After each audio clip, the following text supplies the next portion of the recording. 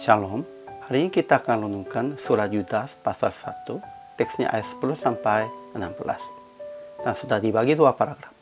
Paragraf yang pertama ayat 10 sampai 13. Mereka yang menghujat segala sesuatu akan dibinasakan karena nalurinya seperti binatang yang tidak berakal.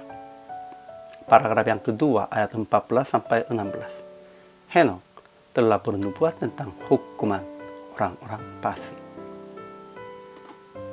Kesimpulan hari ini, penghulu malaikat tidak berani menghakimi iblis dengan kata-kata hujat meskipun iblis melawan Allah.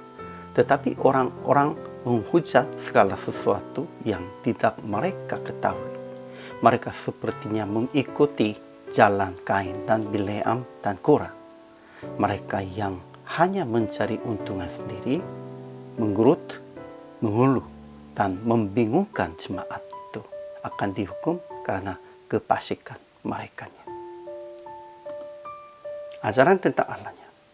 Tuhan akan datang dengan beribu-ribu orang kudusnya supaya menghakimi semua orang dan menjatuhkan hukuman atas orang-orang fasik karena semua perbuatan fasik dan karena semua kata-kata nista terhadap Tuhan.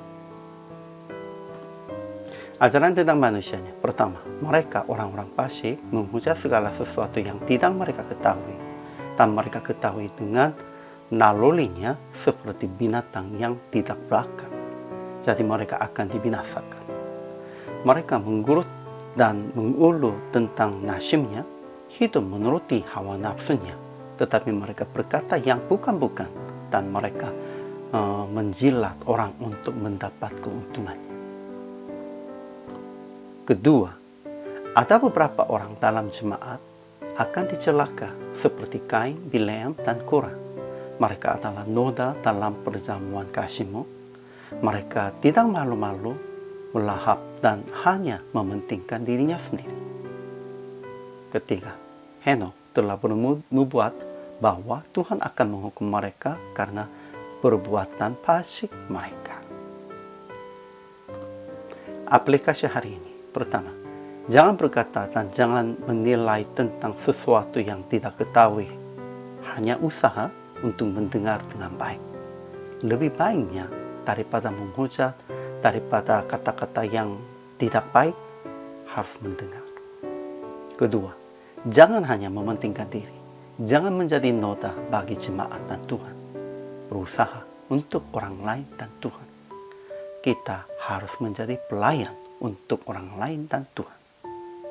Ketiga, berdoa dan menasihati untuk orang-orang yang berbuat fasik dalam jemaat. Kita harus berdoa untuk kembali menjadi orang yang salehnya dan tidak boleh membiarkan mereka, harus menasihatinya. Akhirnya praktik hari ini, jagalah diri sendiri supaya tidak hanya mementingkan diri dan melayani untuk jemaat dengan perbuatan baik, doa, dan menasihati supaya orang-orang yang berbuat fasik bertobat dan kembali kepada Tuhan. Semua orang percaya harus berjaga kekudusan, kesucian sendiri, harus menjadi orang saleh. Namun itu tidak cukup.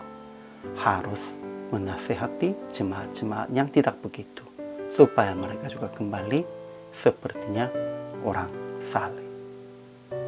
Hari ini juga selama melayani, Tuhan Yesus memberkati.